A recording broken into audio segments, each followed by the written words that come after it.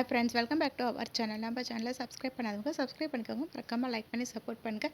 நாளைக்கான ப்ரோமோவில் என்ன நடக்குது பார்த்தீங்கன்னா, வீட்டில் இருக்க எல்லாருமே தீபா நினச்சி ரொம்பவே கவலைப்பட்டுட்டு இருப்பாங்க.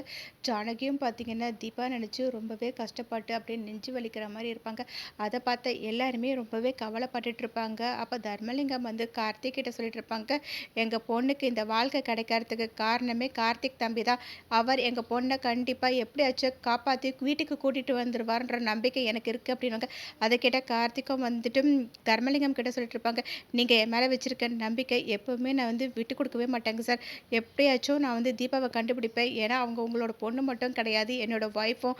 அதனால் அவங்கள எப்படியாச்சும் நான் தேடி கண்டுபிடிச்சி இந்த வீட்டுக்கு கூட்டிகிட்டு வருவேன். அதுக்கப்புறம் எல்லாமே சரியாயிடும். அதுவும் இல்லாமல் இப்போ கச்சேரி ஃபிக்ஸ் பண்ண அந்த டேட்குள்ளே நான் எப்படியாச்சும் தீபாவை கண்டுபிடிச்சி அவங்கள கொண்டு வந்து பாட வைப்பேன்.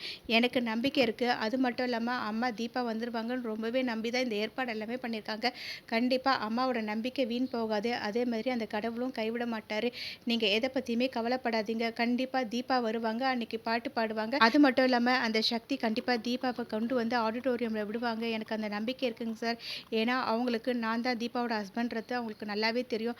அந்த துங்காவால் பிரச்சனை வர்றதுனால தான் அவங்க தீபாவை எங்கேயோ மறைச்சி வச்சுருக்காங்க. அதனால் கண்டிப்பாக தீபாவை அவங்க எதுவுமே ஆகாமல் சேஃபாக கொண்டு வந்து சேர்ப்பாங்கன்ற நம்பிக்கை எனக்கு இருக்குது. துங்காவாலையும் தீபாவுக்கும் கீதாவுக்கும் எந்த ஒரு பிரச்சனையும் வராமல் நான் பார்த்துப்பேன் அப்படின்னு வந்து நான் உங்களுக்கு நம்பிக்கை கொடுத்துட்ருப்பாரு.